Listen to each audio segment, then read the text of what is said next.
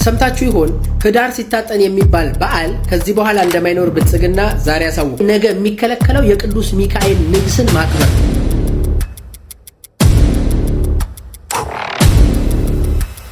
አራት ዑለማዎች በዋሃብዮች ተገደሉ።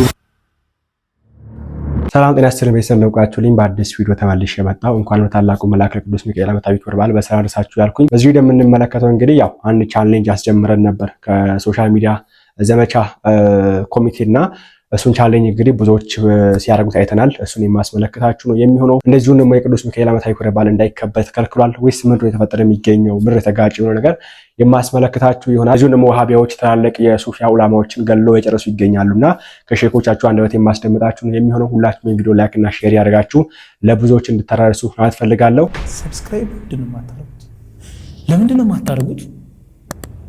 አሁን አድርጉ። መጀመሪያ ከዘመቻው ቪዲዮ ስንጀምር ለሊቱ ቅዱስ ሚካኤል ዓመታዊ ክብረ በዓል በዚህ መንገድ ነበር ሲከበር የነበረው።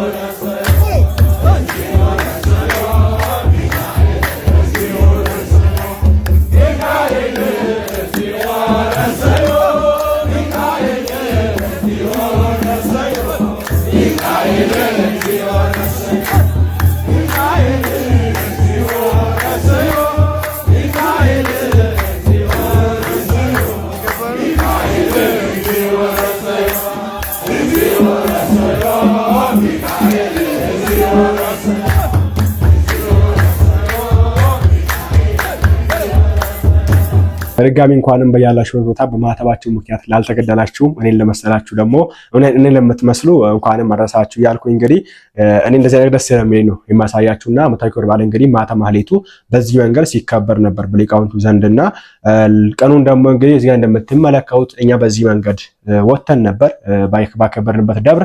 ያው ማውራት ሳይሆን በተግባርም ማሳየት ስላለብን በቻልነው አቅም እንግዲህ ትላንት ያሳያችሁ ጽሁፍ ነበር። እሱን ጽሁፍ ይዘን እንግዲህ እንደምትመለከቱት ወተን ድምጻችን አሰምተናል። ምንም የተፈጠረ ችግር የለም። ቢፈጠርም ሪስኩ እንዳለው እናውቃለንና እሱንም ለመቀበል ነው የወጣነውና ጥቁርም የለበስኩት በዚህ አጋጣሚ ነጭ የሚያስለብስ ነገር ስለሌለ ነው። እኛ በዚህ መንገድ ወጣና ከበራ። ከዛ ውጪ ደግሞ የወልቂጤ ኦርቶዶክሳውያንም እንግዲህ በዚህ መንገድ የተባሉት እንግዲህ አራቱን ጽሁፎች ይዘው ወጥተዋል። ትኩረት ለአርሲ ኦርቶዶክሳውያን፣ አርሲ ትጣራለችና እንደዚሁም ደግሞ ፍትህ ለአርሲ የሚል ጽሁፎችን እንግዲህ እዚያ እንደምትመለከቱት በወልቂጤ ከተማ ይዘው ወጥተዋል። ሌሎች ከተሞችም እንግዲህ እንደዚህ ነገሮችን እያየን እንገኛለን። በጣም ደስ የሚል ነውና ወጣቱ እንግዲህ መሪ ነው ያጣውና በነገራችን ላይ የኛ ወጣት አለ መሪ ነው ያጣው። በዚህ አጋጣሚ ግን ማስተላለፍ የፈለገው መልእክት ምንድነው?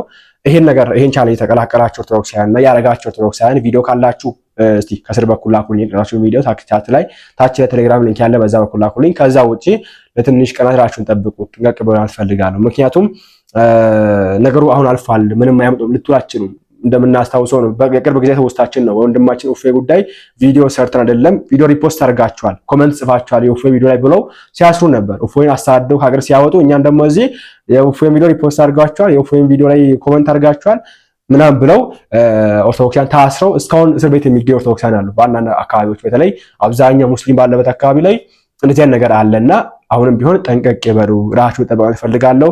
አይደለም እንደዚህ አይነት ድምጾች ይዘን ወጣን ፌስቡክ ላይ የጻፈው ላይ ያስተሩ ይገኛል። የምናውቀው ስሙት ወንድማችን ከኋላ የምትመለከቱት ወንድማችን ዲያቆን ዮሴፍ ፍስሐ ይባላል። ታሪክ አዋቂ ነው፣ ተሟጋችም ጭምር ነው። በቅድስት ቤተክርስቲያን ጉዳይ ከሆነ ይሞግታል። ከኋላ የምትመለከቱት ወንድማችን በተለይ ደግሞ በሐረማያ ዩኒቨርሲቲ ግቢ ጉባኤ እንዲሁም በቅድስት ሥላሴ ዩኒቨርሲቲ በቀጨኔ መድኃኔዓለም ሲያገለግል የነበረ ወንድም ነው። ከኋላ የምትመለከቱት ወንድማችን ከሰሞኑን ለአርሲ ኦርቶዶክሳውያን ድምጽም የሆነ ነው፣ ሲሟገትም የነበረ ነው። ከኋላ የምትመለከቱት ወንድማችን ከሰሞኑን እንደታሰረ ይታወቃል። ቅዱስ ሚካኤል በረድኤት ያስፈታላለው። ይህን ወንድማችን ኮፒ ሊንክ ሼር ሪፖርት እያደረጋችሁ በተለይ ደግሞ ለአርሲ ኦርቶዶክሳውያን ድምጽ ሆናችሁ የታሰራችሁ ወንድሞች እህቶች ፈጣሪ አምላክ ያስፈታችሁ ላለው። ነገራችን ላይ በአርሲ ጉዳይ የታሰረው ወንድማችን ዮሐንስ ፍስሐ ብቻ ሳይሆን ሌሎችም አሉ። እኔ ማጋችሁ በውስጥ የተላከልኝ በአርሲው ምክንያት ለአርሲ ድምጽ ለመሆን ራሳቸው ላይ ጽፎ የወጡ አሉ፣ ሉክ ይዘው የወጡ አሉ፣ ፌስቡክ ላይ የጻፉ ይገኛሉና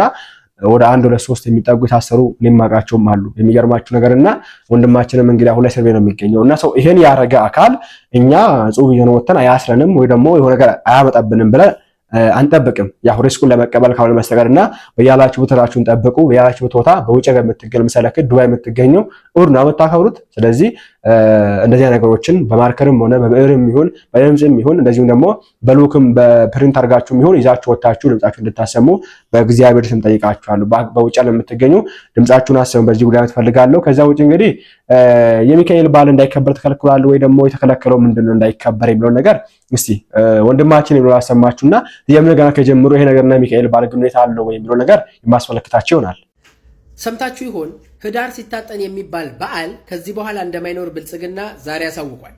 ሁላችሁም እንደምታውቁት የቅዱስ ሚካኤል ዓመታዊ ንግስን በማስመልከት እናቶቻችን ከጥንት ጀምሮ የመጣ ባህል ቆሻሻ ሰብስቦ በዓመት አንድ ጊዜ በጠዋት የማቃጠል ልምድ አለ። ይሄንን ልምድ ብልጽግና የአየር ንብረት ለውጥን ያመጣል በምትል ሐረግ ስር የህብረተሰቡን የነበረ የቆየ እሴትን በጠቅላላ ነቅሎ እንዴት እንደሚወስድ ማሳያ አድርጎታል። በመሆኑም ክልክል መሆኑን ዛሬ ያሳውቋል። ብዙ ሰዎች በዚህ ላይ ሲነፋረቁ አይቼ በጣም ተገርሜያለሁ። በነገራችን ላይ ነገ የሚከለከለው የቅዱስ ሚካኤል ንግስን ማክበር ነው። እያለማመዱ ያሉት ከጎኑ ባሉ ነገሮች ነው። ስለዚህ ዛሬ ቆሻሻ ሰብስቦ ማቃጠል ተከለከልኩ ብለህ የምታለቃቅስ ሰው ነገ ቅዱስ ሚካኤል ዓመታዊ በዓልን ማክበር ስትከለከል እምባ ስለማይኖርህ ከወዲሁ ተክተ ብልጽግና መታገል መቻል አለብን። የአብይ አህመድ ወኪሎች መጅሊስ ውስጥም ያሉ ብልጽግና ውስጥም ያሉ ብልጽግና ሲያለቅስ መጅሊስ ውስጥ ቁጭ ብለው የሚያለቅሱ፣ ብልጽግና ሲስቅ መጅሊስ ውስጥ ቁጭ ብለው የሚስቁ፣ ሲኖዶስ ውስጥ ቁጭ ብለው ለብልጽግና የሚሰልሉ ለብልጽግና የሚያገለግሉ የሃይማኖት አባቶች ባሉበት ሀገር ላይ ተሯሩጠ መብትን እስካላስከበርክ ድረስ ሃይማኖት በህግ እስኪታገድ ቁመ የምትጠብቅ ከሆነ በቁመ የሞትከው አንተ ነህ። ወንድማችን እንግዲህ በዚህ መንገድ ያለው ሐሳብ ገልጿል። የራሱ ሐሳብ ነውና ህዳር ሲታጠን የሚል አንድ ህዳር ላይ ጉንፋን እንደሚይዘው የሚታወቅ ነው። በዚህ አጋጣሚ እንዳስ ጉንፋን ይዘው የሚገኘው ድምጼን ለየት በካለባችሁ ማለት ነው። ሰው በዚህ አይነት አስመልክተው ይሄን ነገር ለማጥፋት ከዚህ የሚደረግ የተለመደ ባህል አለ። እሱም እንግዲህ ቆሻሻ ሰው ማቃጠል ነውና እሱ ነገር እንግዲህ ትናንትና መንግስት አይቻልም ማድረግ ተብሎ ታውጇልና ሶስት ይሄ ነገር ከነከጀመሩ ወንድማችን ያነሳው ፖይንት አሪፍ ነው። ባይዘው ነገ ሚካኤልን በዓል እንዳታከብር ይከለክልሃል ወይ? ምንም ጥርጥር የለውም። ወደዛ የሚገኘውና እህታችንን ስማ ዘጋጣሚ ህዳር ሲታጠንና ህዳር 12 የሚከበረው ዓመታዊ የታላቁ ቅዱስ ሚካኤል ክብረ በዓል ግንኙነት የላቸውም። እንዲያውም በህዳር 12 ቆሻሻ የሚቃጠለው ከየትኛውም ሃይማኖታዊ በዓልና ከየትኛውም ባህላዊ ትውፊት ጋር ግንኙነት ስላለው አይደለም። በ1911 ዓ.ም ወደ ሀገራችን የገባውን የህዳር በሽታ በመባል የሚታወቀውን የጉንፋን ወረርሽኝ ምክንያት ያደረገ ነው። ነገሩ እንዲህ ነው። በ1918 እንደ ኢሮፓውያን አቆጣጠር በመጀመሪያው የዓለም ጦርነት ወቅት ይህ ስፓኒሽ ኢንፍሉዌንዛ ወይም ስፓኒሽ ፍሉ የተባለ ወረርሽኝ በዓለም ይከሰታል። በእርግጥ በሽታው የተከሰተው ስፔን አይደለም። ግን ስፔን በወቅቱ ከተቀረው ዓለም ወይም በመጀመሪያው ዓለም ጦርነት ጊዜ ገለልተኛ ስለነበረች በሽታውን ለማጋለጥ ማንንም አልፈራችም ወይም አላስተባበለችም። በሽታው ምንም እንኳን በአሜሪካ ካንሳስ ውስጥ የተፈጠረ የነበረ ቢሆንም ለትንሽ ጊዜ ተደብቆ እንደቆየ አንዳንድ መዛግብት ይናገራሉ።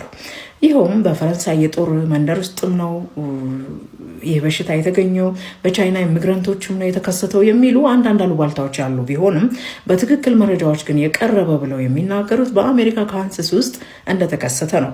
በኋላ ስፔን ይፋ በማድረጓ ግን ሳይንቲፊክ ኔሙ ወይም ደግሞ በርካቶች እንደሚሉት ስፔን ተብሎ ስለተያያዘ ስፓኒሽ ፍሉ ተብሎ ሳይንቲፊክ ኔም ስለተሰጠው ስፔን በሽታው እንደተገኘ ተደርጎ ይነገራል። በእርግጥ እሱ ትክክል አይደለም። ሆኖም ግን ይህ ስፓኒሽ ፍሉ በዓለም እስካሁን ድረስ በዓለም ከተከሰቱ ወረርሽኞች ውስጥ በጣም ዴድሊው በጣም አደገኛውና ብዙ የዓለም ህዝብን በወቅቱ የነበረው ከዓለም ህዝብ 5% የጨረሰ አደገኛ የጉንፋን ወረርሽኝ እንደሆነ ተነግሮለታል። አዎ ወደ 100 ሚሊዮን የሚጠጋ የዓለም ህዝብን ጨርሰዋል። ይህ ስፓኒሽ ፍሉ በህንድ በተለይ ወደ 18 ሚሊዮን ዜጎችን ጨርሷል። በአሜሪካ 675,000 ዜጎችን ጨርሷል። በቻይና ወደ 9 ሚሊዮን ሰዎችን አርግፏል። እንደዚህ እያለ ቁጥሩ ይቀጥላል። ራሽያም ወደ 3 ሚሊዮን ዜጎቿን በዚሁ በሽታ አጣለች። ወደ አፍሪካም ስንመጣ ናይጄሪያ ወደ 500,000፣ ደቡብ አፍሪካ ወደ 300,000፣ ወደ ሀገራችን ኢትዮጵያ ስንመጣ ደግሞ ወደ 40,000 ዜጎቻችንን በዚሁ የህዳር በሽታ ማጣታችንን የታሪክ መጽሐፍት ያወሳሉ። በነገራችን ላይ በአፍሪካ በወቅቱ በህመም የሚሞቱ ዜጎቻቸውን የሚመዘግቡበት ሲስተም ስላልነበረ እንጂ ከዚህ የበለጠ የዜጎች ቁጥር ሞት ማለት ነው ሊጨምር እንደሚችል አንዳንድ ጥናቶች እንደዚሁ ይጠቁማሉ። ወደ ኢትዮጵያ ስንመጣ ከህዳር 7 እስከ ህዳር 20 ባሉት ቀናቶች ብቻ በአዲስ አበባ ከተማ ወደ 9,000 ዜጎች በዚህ ወረርሽኝ ረግፈዋል። በዚህ ጊዜ ነበር እንግዲህ ራስ ተፈሪ በወቅቱ እርሳቸውም በዚህ ጉንፋን ታመው ነበር እና በጣም ስለተጨነቁ ለአማካሪዎቻቸው እንዲያውም እባካችሁ ደህና ሐኪም አምጡልኝ ብለው መጠየቃቸውን፣ እኔ ከሞትኩኝ ይህች ሀገር ትፈርሳለች ወይም ትበጠበጣለች ወይም ችግር ውስጥ ትወድቃለች ብለው መናገራቸውን አን ኢንትሮዳክሽን ቱ ሜዲካል ሂስትሪ ኦፍ ኢትዮጵያ የሚለው የሪቻርድ ፓንክረስ መጽሐፍ ላይ ይሄ እንደውም ተገልጾ ተቀምጠዋል። ራስ ተፈሪ በወቅቱ በጣም ስለተጨነቁ እንግዲህ በአዲስ አበባ ከተማ ብቻ እንደነገርኳችሁ በእነዚህ 13 ቀናቶች ወደ 9,000 ዜጎች ረግፈዋል። በመካከል ነው እንግዲህ በ12 ቆሻሻ ተሰብስቦ እንዲቃጠል አዋጅ ያስነገሩት። ጉዳዩ ይሄ ብቻ ነው። ከዛን ጊዜ ጀምሮ እንግዲህ እንደ ልማድ ዳር 12ን እየጠበቀ ሰው ቆሻሻ ያቃጥላል። ከሌላ ከምንም ነገር ጋር ግን ግንኙነት የለውም ለማለት ነው። ለታላቁና ገናናው ኃያሉ የመላእክት አለቃ ቅዱስ ሚካኤል ዓመታዊ በዓል ግን እንኳን አደረሳችሁ። ኤኒዌይስ ይሄ ነገር ተከልክሏል አሁን ላይ እና ያው የማይገናኝ ነገር ቢሆንም ህዝቡ ግን ህዳር 12ን ጠብቆ የሚካኤልን በዓል ጠብቆ አንድ ላይ አያይዞ ይሄን ነገር የማክበር በዓል አለው። አሁን ደግሞ ተከልክሏል። ቀደም ግን ወንድማችን ያለው ፖይንት ምንድነው? ዛሬ ይሄን ካረጉ ነገ ደግሞ ያን እንዳታከብር ይከለክሉሃል ወይ? ይሄ የምስማማበት ሀቅ ነውና ኤኒዌይስ እናንተስ በዚህ ጉዳይ ምን ታላችሁ ነገር ሐሳባችሁን አስቀምጡልኝ።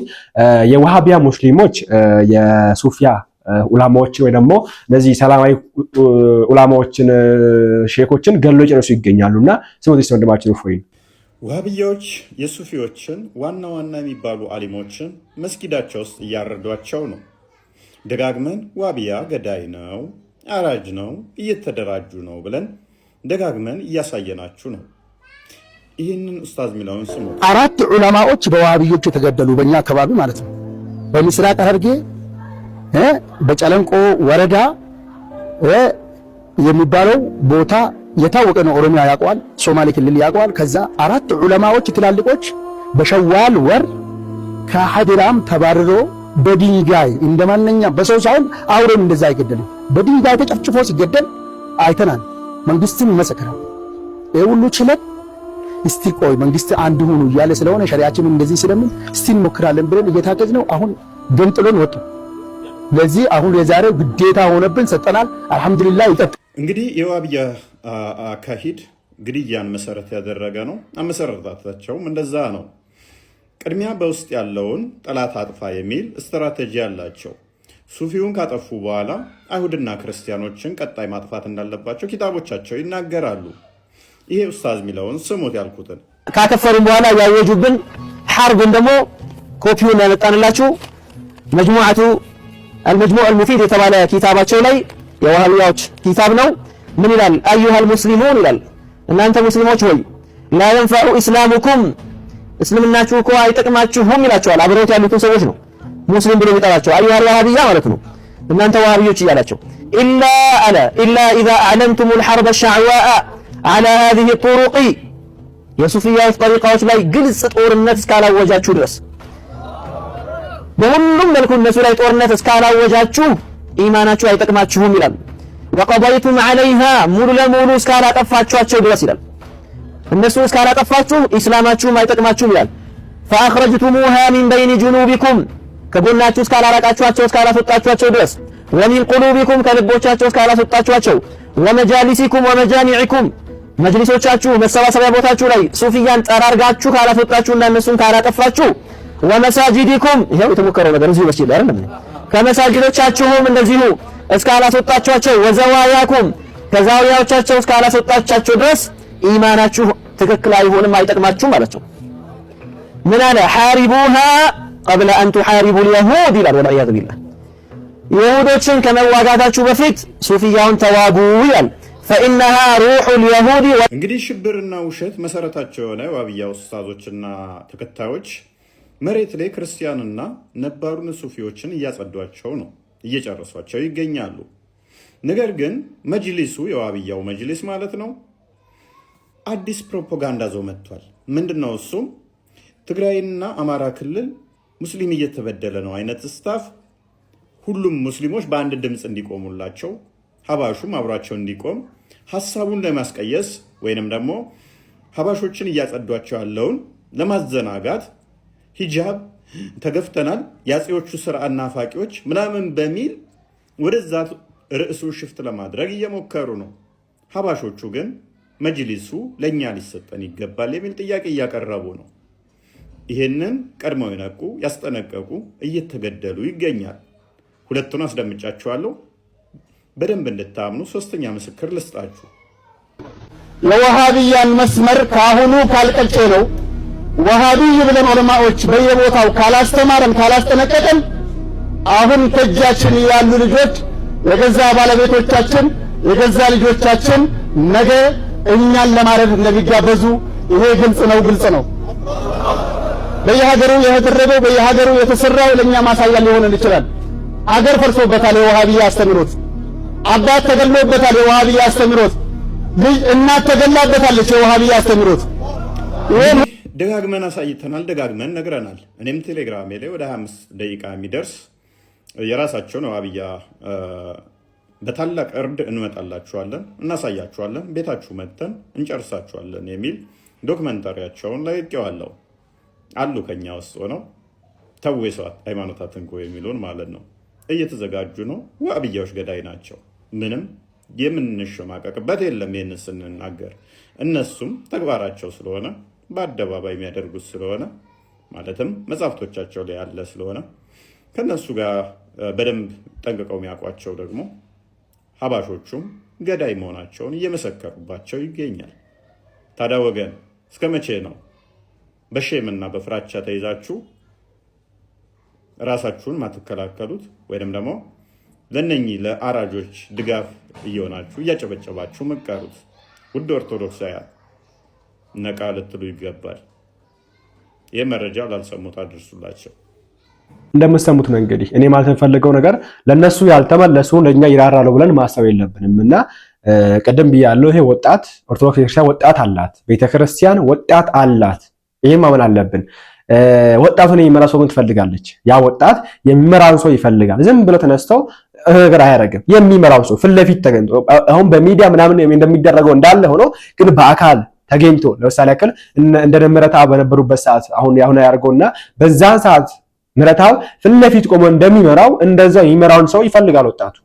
ኦኬ ይፈልጋልና ይሄን ወጣት ይዞ መርቶ እነዚህ አካላት ሲመጡ ሄዶ ማጥራት አይደለም ባይዘው ሲመጡ ለመከላከል ያክል ጀስት የሆነ ነገር ቢደረግ መልካም ነው ብዬ አስባለሁ። መደረግም አለበት። ጀስት ቀላል ነገር አይደለም ባይዘው አሳይተናል። ከዚህ በፊት ቴሌግራም ገጻቸው ማለት ያላችሁ እነሱ በአይነት መንገድ የሚሰለጥኑ ማለት ነውና ስለዚህ ሁላችንም በቻልነው አቅም እነዚህ ሰዎች ለመመከት መዘጋጀት አለብን ብዬ አስባለሁ። ምክንያቱም ለነዚህ ለሙስሊሞች ራሱ ያልተመለሱ ለነ ሀጂ ሙፍቲ ያልተመለሱ ለኛ አይመለስም። ኦኬ ሀጂ ሙፍቲን በወንበር ወርውሮ ይመታ ሙጂብ አሚኖ እኛን በቦምብ ለመምታት ምንም ርህራሄ አይኖረው።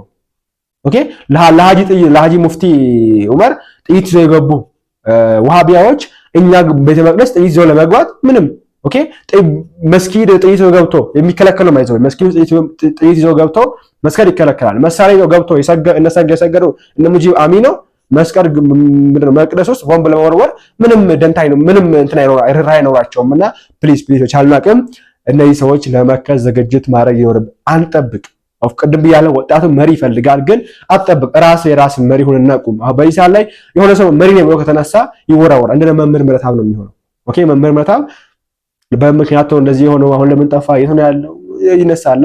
ኦፍ ኮርስ ያሱ ምክንያት አለው፣ ግን ቀን እስኪመጣ እንደዛው ቢቀመጥ መልካም ብዬ አስባለሁ። እኔም ግን እናንተ መሪ እስኪመጣ አትጠብቁ። መሪ አሁን ላይ ከመጣ መሪነት ነጥቆ የሚወሰድባችሁና ራሳችሁን እየመራችሁ ራሳችሁ ላይ የተሻለ ጥብቅና ቆሙ። ኦኬ ለራስሽን ጥብቅና ቁመት ፈልጋለሁ። መመራችን ስሙት። አንድ ኦርቶዶክስ የሆነ ቦታ ከሞተ ማን እየሞተ ነው? እኔ የሆነ ቤተ ክርስቲያን የሆነ ሩቅ ቦታ ከተቃጠለ የማን የተቃጠለ? የኔ የትኛውም ቦታ ላይ የኛ ናት። ርቀት አይከለክላትም። ርቀት ሀገሪኒ ወተራቆ ገጻት እይከላ አነ ፍቅረ ሊቁ የሀገር መራቅ የገጽ መለያየት መፋቀራችንን አይከለክለውም እንዳለ በተለያየ ቦታ ያሉ የክርስቲያኖች አኗኗር አንድ ለመሆናችን መከልከያ የለውም። ቋንቋ አይገድበው፣ ወንዝ አይገድበው፣ ምን አይገድበው፣ ሌሊት ማለት አይገድበው። ሁሉም ላይ ያለ ክርስቲያናዊ ህይወት ነው። በዚህ ህይወት ማሰብ ይጠይቀናል። ክርስቲያኖች ግን እኛ አንድ ነን። እንዲህ ለማለት ግን የችግሩ ምንጭን እንዲህ አልነን እንጂ እኛ ራሳችን ማን ነን? በየመንደር እዚህ እንኳ አንዱ የሰሜን አንዱ የደቡብ አንዱ የእንተናደር አንዱ የእንተናደር ተከፋፍለን ተሰነጣጥቀን አላለቅንም። እኛ እንኳ እዚህ በመንደር እንኳ አልተለያየንም እንዴ! በክህነት ያለን ሰዎችም እንዲያው በምእመን ያለን ሰዎችም እንዲያው። መቼ ነው የሚገባን? መሞት አላግባባን፣ መፈናቀል ካላግባባን፣ ኦርቶዶክሳዊ ጥላቻው መከራው ካላግባባን ምንድን ነው የሚያግባባን? እኛን ምንድን ነው የሚያግባባን? ለእኛ ምንድን ነው ይበጀን? ጎበዝ ምንድን ነው ይበጀን? ኦርቶዶክሳዊነት አንድ አይን ነው። አንድ አይን ልቡም አንድ ነው። ትናንት እንደተባለው አንድ አይምሮ፣ አንድ ልብ፣ አንድ ማያ ነው ያለው። ያም ክርስትና ነው። አንዲት መቀጃ ያለችው ከአንዲት ምንጭ አለ። መዳረሻውም ግዕዝ ርትዕት፣ ንጽሕት ርትዕት የሆነች ጉዞ፣ ነፃነት ያላት ሕይወት አንዲት የክርስቶስ መንገድ ናት። በጎቹ ሁሉ የሚሰሟት ድምፅ ይች ናት። የሚሄዱባት መንገድ ይች ናት። ፍኖተ ክርስትና። ታዲያ ክርስቲያኖች በእውነት ስለ እውነት እንዲህ አይነት ቁርሾ ያለብን ሰዎች እንዲህ ብላችሁ አስቡ። በመንደር የሚያስብ ሰው ስታገኙ እግዚአብሔር ይማርህ በሉታ። የማይድን በሽታ የያዘው ደዌያማ ነው። ይሄ እኮ ደዌ ነው። የህሊና ደዌ ወይ አሞታል ብሎ አያሳክሙት፣ ወይ ጤናኛ ነው ብሎ አያኖሩት። እንዲህ አይነት ደዌ ያለበት ስታዩ እግዚአብሔር ይማርህ ይበቃዋል? አይበቃውም? ሌላ መግለጫ የለም እንጂ ከዚህ ደዌ እንላቀቅ። ከዚህ ደዌ የትም አንድ ድምፅ፣ አንድ ህይወት፣ አንድ ልብ፣ አንድ ሐሳብ፣ አንድ ኑሮ ነው ያለን ክርስቲያኖች። ግንጥል አይደለም። እዚህ እንኳ ሁነን አንድ መንደር ሁነን ውሃ ማዶነ ደብር ማዶ እያልን በአንድ ማየት ካቃተን ጎበዝ ምን ሁነን ነው? ከአንድ ስጋ የተቀበል እንመስላለን? ከአንዲት ማኅፀነ ዮርዳኖስ የተወለድ እንመስላለን? ከአንድ መስቀል ላይ አብረን የተሰቀል እንመስላለን? አንድ የክርስቶስ መቃብር ላይ የተቀበር እንመስላለን? አንድ በክርስቶስ ትንሣኤ የተባበር እንመስላለን? አንድ እግዚአብሔርን ያመን እንመስላለን? አንድ ትምህርትና ክህነት ያለን እንመስላለን ወይ? የለም፣ አንመስልም። ለምን? ችግሩ እንደ ወፍጮ መዥ ዙሪያችን እየፈጨ መከራው እየተውለበለበ እንደ ባቢሎን እሳት እንደ ነነዌ ላዩን እየበላ እየተመለሰ ዳርዳሩ የሆነ ቦታ ደና ስለሆነ ያለ መስሎን ዝም ብለን ስንተራመስ ህይወታችን ጊዜያችን ያልቃል። መምህራችን ቃልተን ያሰባለስ የሚካኤልን በዓል የምናከብርበት ምክንያት ምንድነው? ታላቁ መልአክ ምን ያደረገበት ቀን ነው? ለምንስ እናከብራለን ዛሬ? እንዲሁ ደግሞ ምልጃው እርዳታው ምን ያክል ኃይል አለው የሚለውን ነገር አለ ጠቅላላ አድርገን አይተን እንመለስ። ሰው መቸገሩን እንደማያቆም ሁሉ ቅዱስ ሚካኤልን መርዳቱን አያቆምም። ሰው መማጸኑን እንደማያቆም ሁሉ ቅዱስ ሚካኤልን ማማለዱን አያቆምም። ለኛም ዛሬ እንደ ቅዱስ ሚካኤል የሚያውቅልን የለም። ምናልባት ባጠገባችን ያሉ ሰዎች ከሚረዱን በላይ ቅዱስ ሚካኤልን ፈጥነ እርዳን ብንለው ፈጥሮ የሚደርስ አባት ነው። መልአክ እንኳን ለሚካኤል መስክሮለታል። ብዙ ሰዎች የሚደነቁት ጻድቃን ስለ መላእክት መመስከራቸው ነው። ከመላእክቱ ወገን የሆነ እንኳን አንድ አገልጋይ የቅዱስ ሚካኤልን ዝናና ክብር ሲናገር እዚሁ ትንቢተ ዳንኤል ላይ ተጽፎ እናገኛለን። ምዕራፍ 10 ቁጥር መጨረሻ ላይ ምን ይላል? ለኔ ግን ይላል ከቅዱስ ሚካኤል በቀር የሚያጸናኝ የለም ይላል። ይሄን የሚናገረው እኮ ዳንኤል አይደለም፣ አንድ የእግዚአብሔር መልአክ ነው። መልአክ ሆኖ ግን አለቃው የሆነው በክብርም በኃይልም ከፍ ብሎ የተገኘ ቅዱስ ሚካኤል አለቅነቱንና ረዳይነቱን ለመግለጽ ብላለ ለኔ እንደ ቅዱስ ሚካኤል የሚያጸናኝ የለም አለ። የሚደንቀኝ እዛ ላይ ታሪክ ላይ ዳንኤልን የረዳበት መንገድ ነው። በአንበሳ ጉድጓድ ተጥሎ ሳለ የአንበሶቹ አፍ ገና ለገና ዳንኤልን ይበሉታል ብለው ሲጠብቁ ሊቀ መላእክት ቅዱስ ሚካኤል ግን የአንበሶቹን አፍ ዘግቶ ቅዱስ ዳንኤልን እንዲድን አድርጎታል። ወርቅና ብር ያልፋል፣ ቅዱስ ሚካኤል ግን ለጠሩት የማያልፍ ስራን የሚያሰራባት ነው። ቅዱስ ሚካኤል ያድነናል። ቅዱስ ሚካኤል ይጠብቀናል። ቅዱስ ሚካኤል አማላጃችን ነው። ቅዱስ ሚካኤል ሁልጊዜ ከኛ ጋር ሆኖ መውጣት መግባታችንን መዋል ማደራችንን ሁለንተናችንን ይጠብቃል የምንለው መጽሐፍ ቅዱስን መሰረት አድርገን ነው። በመንገድ ሁሉ ይጠብቁ ዘንድ መውጣት መግባትህን ይጠብቁ ዘንድ መዋል ማደርህን ይጠብቁ ዘንድ ከጠላት ሁሉ አሰራር ጠብቀው ሊያግዙ ሊረዱ እግዚአብሔር ሁልጊዜ መላእክቱን እንደሚያዝ መዝሙረኛው ዳዊት መዝሙር 90 ቁጥር 11 ላይ ምን አለ? በመንገድ ሁሉ ይጠብቁ ዘንድ መላእክቱን ስላንተ ያዛቸዋልና እግርህም በድንጋይ እንዳትሰናከል በእጆቻቸው ያነሱሃል ይላል። መልአኩ የምልጃ ጥያቄን የጠየቀው የማትምራቸው እስከመቼ ነው ብሎ አማለዳቸው። ለማን? ለእስራኤልና ለይሁዳ ከተሞች በግብፃውያንና በእስራኤላውያን መካከል ደመና አደረገ ይላል። በግብፃውያንና በእስራኤላውያን መካከል ጨለማ ሆነ። ከፊት እየመራ የነበረው የእግዚአብሔር መልአክ ከኋላ በኩል ደግሞ መከታ ሆናቸው። በጠላት እንዳይጎዱ፣ በጠላት እንዳይጨነቁ፣ በጠላት እንዳይበሉ ከኋላ እየጠበቃቸው ወደ እግዚአብሔር መንግስት ስንጓዝ በመንገዳችን ሁሉ የሚጠብቁን፣ በመንገዳችን ሁሉ የሚረዱን፣ በመንገዳችን ሁሉ የሚገጥመንን እንቅፋቱን እሾውን ሁሉ እየነቀሉ መንገዳችንን የሚያስተካክሉት ቅዱስ ሚካኤል ከፊት እየቀደመ እሾሁን እየነቀለ ከፊት እየቀደመ እንቅፋቱን እያስወገደ ከኋላ ደግሞ ደመና እየጋረደ በሁሉ በጉዞ ላይ መልአኩ ቅዱስ ሚካኤል እንደሚጠብቀን መጽሐፍ ቅዱሱ ያስረዳናል፣ ይነግረናል ማለት ነው። ቅዱስ ሚካኤል እየመራን ነው። ቅዱስ ሚካኤል እየጠበቀን ነው። ቅዱስ ሚካኤል ከኛ ጋር ነው። ይህ የሚጠብቀንን መልአክ፣ ይህ የሚመራንን መልአክ ከፊትና ከኋላ ጋሻና መከታ ሆኖ ከኛ ጋር ያለውን ቅዱስ መልአክ ማክበር እንደሚገባን ደግሞ እግዚአብሔር ሲናገር እንደዚህ አለ። በፊቱ ተጠንቀቁ አለ፣ ቃሉንም አድምጡ፣ ስሜ በእርሱ ላይ ስለሆነ ኃጢአት ብትሰሩ ይቅር አይልምና አታስመርሩት በማለት ይናገራል። ሚካኤል ማለት ማን? እንደ እግዚአብሔር ማለት ነው። እውነት ነው። እንደ እግዚአብሔር ያለ አባት፣ እንደ እግዚአብሔር ያለ መሐሪ፣ እንደ እግዚአብሔር ያለ ይቅር ባይ፣ እንደ እግዚአብሔር ያለ ቸር ማንም የለም። የእግዚአብሔር መልአክ እግዚአብሔርን በሚፈሩ ሰዎች ዙሪያ ይሰፍራል ያድናቸውማል ተብሎ ተጽፏል። ይሰፍራል አለ ማንም በሚፈሩ እግዚአብሔርን በሚፈሩ እንደ እግዚአብሔር ቃል በሚኖሩ ለእግዚአብሔር በሚታዘዙ የእግዚአብሔርን ቃል በሚሰሙ ሰዎች ዙሪያ ይሰፍራል። ከዚያስ ያድናቸዋል አለ። ነገ ህዳር 12 ቆይ እንዳታሳልፈው የሊቀ መላእክት የቅዱስ ሚካኤል ከትናንትናው የቀጠለ የቃል ኪዳን ቪዲዮ እኮ ነው። አቤት አቤት አቤት! ደረሰ። እንኳን አደረሳቸው። ህዳር ቅዱስ ሚካኤል ለምን ይከበራል? ህዳር ሚካኤል ላይ ለሊቀ መላእክት ለቅዱስ ሚካኤል የተሰጠው ቃል ኪዳን ምንድነው? ህዳር ሚካኤል ላይ ሊቀ መላእክት ቅዱስ ሚካኤል ምን ሰራ? እኛስ በዓሉን ስናከብር ዝክሩን ስንዘክር ምን ይደረግልናል? የምትችሉ 12 ጊዜ፣ የማትችሉ ደግሞ ቢያንስ 3 ጊዜ ኮፒ ሊንክ እያደረጋችሁ ቪዲዮውን ጀምሩት።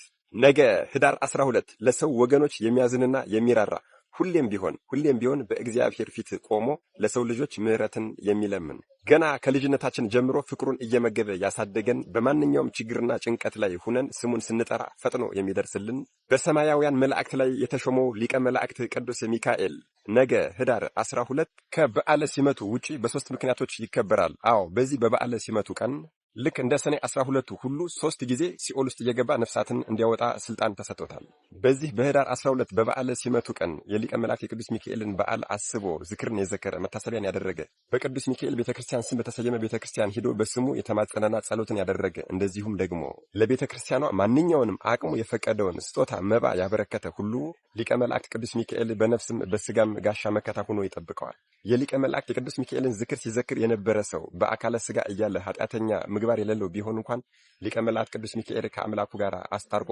አማልዶ ኃጢአቱን ያስተሰርይለታል፣ በጎ ምግባርና ሃይማኖትን ያስይዘዋል። ሞቶ ደግሞ ሲኦል ቢገባ እንኳን የኮነኔ እሳት አያቃጥለውም። አዎ የኩነኔ እሳት የሲኦል እሳት አያቃጠለውም፣ ምክንያቱም የቅዱስ ሚካኤል ዝክር ጋሻ መከታ ይሆነዋልና ነው። የሊቀ መላእክት የቅዱስ ሚካኤልን ዝክር የዘከረ ሰው ሙሉን ቃል ኪዳን የትናንትናው ቪዲዮ ላይ ማየት ትችላላችሁ። ዛሬ ግን ሶስቱ የሊቀ መላእክት የቅዱስ ሚካኤል ህዳር 12 የሚከበርባቸው ሶስቱ ምክንያቶች ልንገራችሁ። የእስራኤል ህዝብ በሊቀ ነቢያት በቅዱስ ሙሴ አማካኝነት ከግብጽ ባርነት ነፃ በሚወጡ ጊዜ ሊቀ መላእክት ቅዱስ ሚካኤል መናን ከደመና እያወረደ የመገበበት፣ የኤርትራን ባህር ደግሞ ከፍሎ ያሻገረበት ታላቅ ክብረ በዓሉ ነው። ሁለተኛው ምክንያት ደግሞ በንጉሥ ጭፍራ አምሳል ሆኖ በታላቅ ክብርና ግርማ ሆኖ ለነዌ ልጅ ለነቢዩ ኢያሱ በመንገድ ላይ ተገልጾ የታየበት ታላቅ ክብረ በዓሉም ነው። ሶስተኛውና ትልቁ ምክንያት ደግሞ ዱራታኦስና ቴዎብስታ የሚባሉ የሊቀ መላእክት የቅዱስ ሚካኤልን በዓል የሚያደርጉ ዝክሩን የሚዘክሩ ሁለት ታላላቅ ባለትዳሮች ነበሩ። ታዲያ በሀገሪቱ ላይ ረሃብና ችግር በሆነ ጊዜ እነዚህ ሰዎች የሊቀ መላእክት የቅዱስ ሚካኤልን ዝክር ሊዘክሩ ሲሉ አቅም አጡ። ታዲያ ዱራታኦስም የሚስቱንና የራሱን ልብስ ሸጦ የቅዱስ ሚካኤልን በዓል ሊያደርግ ወደ ገበያ በወጣ ጊዜ ሊቀ መላእክት ቅዱስ ሚካኤል በመኮንን አምሳል ከፊት ለፊቱ ቆሞ ታየው። ታዲያ ወዴት ትሄዳለህ በሚለው ጊዜ የመልአኩ የቅዱስ ሚካኤል በዓል እንዳይታጎልብኝ የኔንም የባለቤቴንም ልብስ ሸጬ ልመጣ ነው አለው። በዚህ ጊዜ በመኮንን አምሳል የተገለጸለት ሊቀ መላእክት ቅዱስ ሚካኤል ከባለበጉ ከነጋዴው ሂድና በእኔ ዋስትና አንድ በግ ይሰጥሃል፣ ወደ አሳ አጥማጁም ሂድና በእኔ ዋስትና አንድ ትልቅ አሳ ይሰጥሃል፣ ነገር ግን እኔ ከቤት ሳልመጣ የአሳውን ሆድ እንዳትቀድድ አለው። ከዚያም ወደ ባለ ስንዴውም ደግሞ ሂዶ ያሻውና የፈለገውን ያህል ስንዴ በእሱ ዋስትና እንዲወስድ አዘዘው። ዱራታኦስም ሊቀ መላእክት ቅዱስ ሚካኤል እንዳዘዘው አደረገ። ወደ ቤቱን በተመለሰ ጊዜ ቤቱ በሙሉ በበረከት ሞልቶ ተትረፍርፎ አገኘው። እጅግ በጣም አደነቀ። በዚህም መሰረት እንደለመደው የሊቀ መላእክት የቅዱስ ሚካኤልን መታሰቢያ አደረገ። የተቸገሩትን ችግረኞች ድሆችንም ጠርቶ አበላ፣ አጠጣ፣ አጠገባቸው። ነገር ግን አሳውን እኔ ሳልመጣ ሆዱ እንዳትቀድ ብሎት ነበርና አሳውን ይዞ እየጠበቀ ነበረ። ለሁለተኛ ጊዜ ሊቀ መላእክት ቅዱስ ሚካኤል ሰራዊቱን አስከትሎ በመኮንን አምሳል ወደ ዱራታኦስና ወደ ቴዎብስታ ቤት ገባ። ከዚያም ዱራታኦስን አሳውን አምጣና ሆዱን ቀደደው ብሎታል። ሆዱንም በቀደደው ጊዜ 300 ዲናር ወርቅ ከአሳ ሆድ ውስጥ ተገኘ። ከዚያም በመኮንን አምሳል የተገለጸላችሁ ሊቀ መላእክቱ ቅዱስ ሚካኤል ከዚህ ከወርቁ ዲናር ወስዳችሁ ለባለበጉ፣ ለባለ አሳውና ለባለ ስንዴው ዋጋውን ክፈሉት፣ የቀረው የወርቅ ዲናር ግን ለፍላጎታችሁ ይሁናችሁ፣ ልዑል እግዚአብሔር በምህረቱ አይቷችኋልና፣ አዎ እግዚአብሔር አስቧችኋልና በጎ ስራችሁን ምጽዋታችሁንና መስዋዕታችሁን አስቦ የሊቀ መላእክት የቅዱስ ሚካኤልን መታሰቢያውን በማድረጋችሁና ለድሆችም በመዘከራችሁና በመመጽወታችሁ ይህንን ዓለም እንደዚህ አድርጎ አሳምረላችሁ በዚያኛው ዓለምም መንግሥተ ሰማያትን አዘጋጅቶላችኋል አላቸው። እነርሱም ይህንን ነገር በሰሙ ጊዜ እጅግ በጣም ተደስተዋል፣ ነገር ግን ደንግጠዋል። በዚህ ሰዓት እኔ ማን እንደሆንኩ አውቃችሁኛልን አላቸው። እነርሱም እንዳላወቁት በነገሩት ጊዜ ከመከራችሁ ሁሉ ያዳንኳችሁ ገናም የማድናችሁ እኔ የሰራዊት አለቃ ሊቀ መላእክት ቅዱስ ሚካኤል ነኝ አላቸው። አዎ መስዋዕታችሁና ምጽዋታችሁን ወደ ልዑል እግዚአብሔር ዙፋን ያደረስኩላችሁ እኔ ቅዱስ ሚካኤል ነኝ። አሁንም በዚህ ዓለም በሥጋዊ ሕይወታችሁ ከበጎ ነገር ሁሉ እንዳታጡ የማደርጋችሁ እኔ ቅዱስ ሚካኤል ነኝ። እኔን ስላከበራችሁኝ ልዑል እግዚአብሔር አክብሯችኋል ብሏቸው ወደ ሰማያት ወጣ። እነርሱም በደስታ ሆነው መሬት ላይ ወድቀው ሰገዱለት።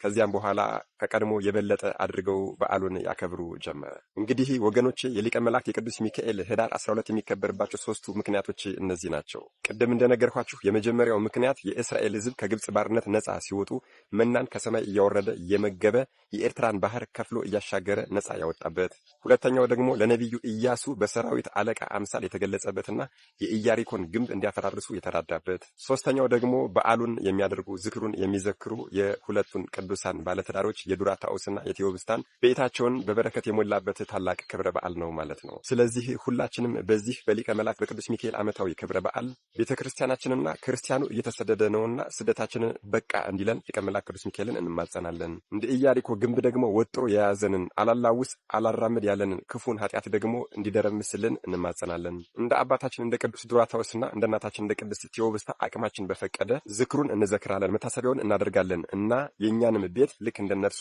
በረድኤት በበረከት እንዲሞላልን እንማጸናለን ማለት ነው። እርሱም ደግሞ ጸሎታችንን፣ መስዋዕታችንን፣ ምጽዋታችንን፣ መባችንን የሚያሳርግልን ታላቁ ሊቀ መላእክት ነውና ጸሎታችንን ይሰማናል። ምድራዊ ሕይወታችንን፣ ስጋዊ ሕይወታችንን ያስተካክልልናል።